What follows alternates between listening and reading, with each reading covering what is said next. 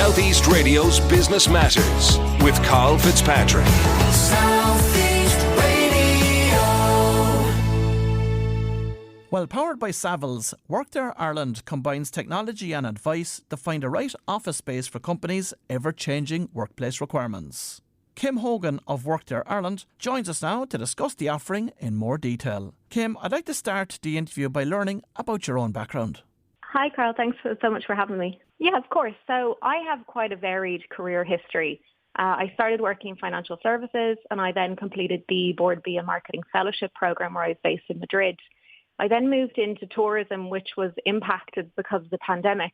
And so I was looking for a new opportunity when I came across Workthere. So talk to us about the relationship between Savills and Workthere and how the concept for Workthere was developed. Yeah, of course. So Workthere is a business by Savills. It was founded by Cal Lee, who is still our global leader. Cal pitched the idea to Savills in a Dragon's Den style situation in 2016.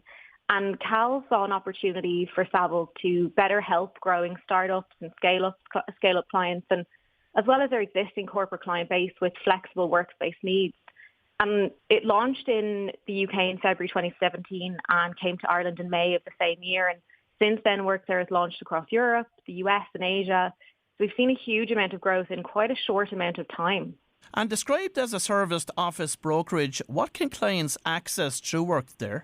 Yeah, so overall, we are, like you said, a service office brokerage. We advise companies acquiring short-term flexible office accommodation. And through Workthere, clients have one dedicated expert who will manage the entire process for them. So that's from understanding what their ideal office looks like and how that space will be used to compiling a report of suitable options. We go out and tour the spaces with our clients. And ultimately, through the relationships we've built with service office providers in the market, we can negotiate the best deal possible for our client. So what type of clients are you working with, and typically what are their requirements from a serviced office space perspective? So the clients I work with vary, so from startups to large multinationals across a variety of sectors. So for example, tech, professional services, aviation and tourism. And the type of requirement varies depending on the size of the company. However, a trend we are really seeing is requests for access to those collaborative spaces, the meeting rooms and phone booths. A lot of companies, as you know, are still operating a hybrid model and figuring out what their new working policy is. So these breakout spaces and meeting rooms where the teams can really come together, have some face-to-face time are super important. And then, of course, along with a central location with excellent public transport links. And why are serviced offering solutions a preferable option for some businesses? So I suppose they're preferable to some businesses for three main reasons. So one is the flexibility that they offer. So the term can be anything from 3 months to 3 years, and this really gives companies the ability to quickly scale up or down in line with their business performance. Number two would be the speed to occupation. So it's a much shorter lead in time as the offices are available to occupy immediately. They come fully furnished and companies are signing up to a license agreement as opposed to a lease, which takes less time to complete. And thirdly, I suppose, and one of the biggest attractive solutions for companies is that it's one all-inclusive monthly license fee. So this eliminates CapEx costs for fit-outs that would be required for traditional offices. And typically, who owns these offices? Yeah, so we have a selection of local operators and Indigenous operators. So, for example, the international operators would be WeWork and IWG. And then some of the local providers we have on the ground would be Iconic Offices, Glandor and Grafter. And what revenue model underpins the serviced office space offering? Yeah, so I suppose in traditional offices, you would see pricing on a per square foot basis. However, in serviced offices, this is actually priced on a per desk basis.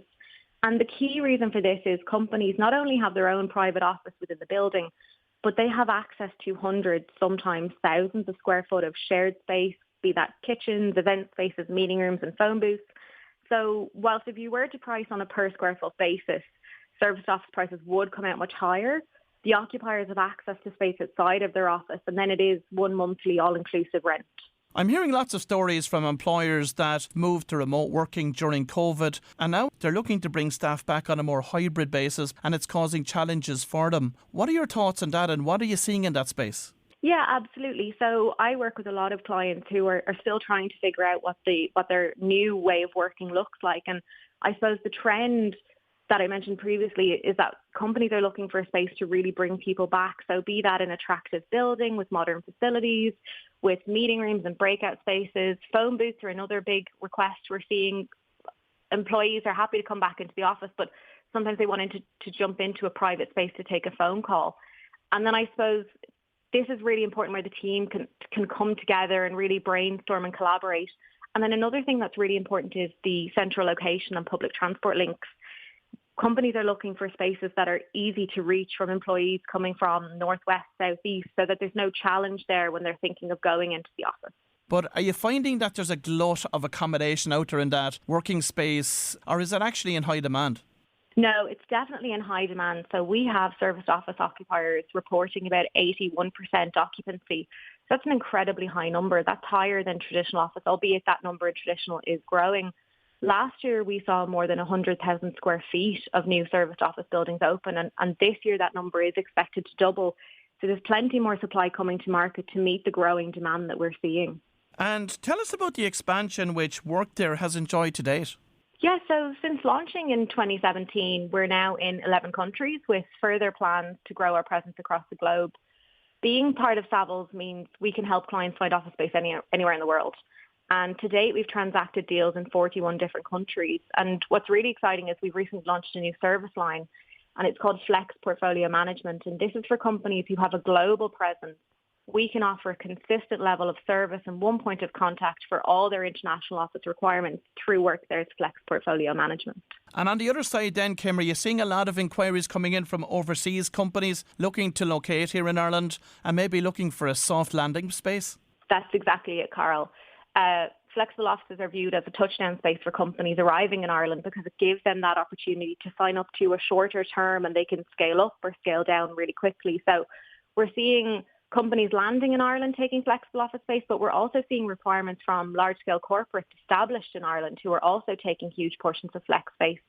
So this is a key driver for us continuing to grow the Workthere platform. And while the COVID-19 pandemic certainly created demand for hot desking and flexible work options, do you expect that the appetite for these facilities will remain strong going forward? We do. We definitely expect demand to hold steady. Flexible offices are a great option for companies landing in Ireland who are unsure of where their headcount will be in 2 or 3 years' time. For startups, it gives them access to a network of potential clients in the building. And for project or swing space, should companies maybe need temporary additional office space for short-term projects. And what do you think the future holds for offices? I suppose companies are still trying to figure out exactly what that looks like. And we're lucky now in that we have fantastic traditional office options, but we also have flex offices. So companies who aren't sure what their footprint or their plan is for the next 3, 5, 10 years, they have this option to jump into a shorter term agreement, discover where their headcount is going to be and where their employees want to work from, and then really put together a sort of longer term plan. And of course, we would have always seen that if, for instance, a business was looking for short-term rental space in the retail sector, they would have paid a premium over that of entering into a long-term lease. Is that rule of thumb also applying here in this space? I suppose, yeah, if you price it on a per square foot basis, you're going to see a lower number on your traditional offices where you're signing up for longer terms. In service offices, we prefer to price on a per desk basis. And this is because companies not only have their private office, but they do have access to all of that breakout space, which they can use for informal meetings, perhaps interviews, or companies who have 10 employees who are coming into the office on a daily basis, but then have 2 or 3 maybe living in the countryside who are only coming in 1 or 2 days a week. These breakout spaces are a great additional facility. So whilst you are seeing it priced, if you were to price on a per square foot basis higher, you do have all of these additional facilities to use. And for companies that you're dealing with that would have surveyed staff, what are they saying that they want within that office now in order to come back in a hybrid manner? Absolutely. So I think location is number one. Staff want to be able to reach the office easily. They don't want to sit in hours of traffic. So a central location and demand in the core kind of central business districts is definitely what we're seeing. Staff are also looking for an attractive space to come back into work. They don't want to go into maybe a dark office. They're looking for trendy, modern facilities that really entice them to come back into the office. And then the networking events that the serviced office providers offer, that's also another great incentive. I recently placed a client with a serviced office provider, and their feedback is that they're getting everyone in the office, especially on the days when there's events, and it's great to just get that collaboration and that in-person, face-to-face time again. And from speaking to a number of people that operate these hot desking facilities across the country, they're telling me one of the things that they've seen really change as a result of COVID is that prior to COVID, the staff were coming in from 8 a.m. to 6 p.m, but now they're coming in at all times of the day and night. Are you seeing that yourself? Definitely. I think the way we've worked is changing. So the thing with flexible offices is they do offer 24-hour access. Now, I never like to think of someone sitting at a computer late at night, but they do have that facility there.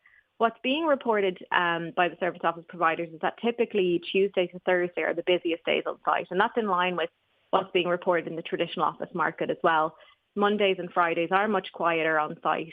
And what sectors are you seeing the demand coming from, whether that be for companies located here in Ireland that are looking for space, or indeed companies that are looking to enter Ireland? Absolutely. So I suppose predominantly people would assume that it's tech that are looking at flexible service offices. But now I'm actually dealing with a number of companies across a variety of industries. So yes, there's the tech companies taking flex space, but there's also professional services, there's aviation, there's tourism. So it's a real mix now of companies who are considering a flexible office space. And finally, Kim, what are your long-term growth plans for Workthere? So I suppose at an international level, we've gone from strength to strength since 2017, and we've experienced steady organic growth and with some challenging times in between, namely the pandemic. But overall, we've continuous growth, and we do see that trend continuing into 2023 and beyond. Well, if you've just tuned in, that was Kim Hogan from Workthere Ireland, and I'd like to thank Kim for joining us on this morning's show. Southeast Radio's Business Matters with Karl Fitzpatrick. Southeast.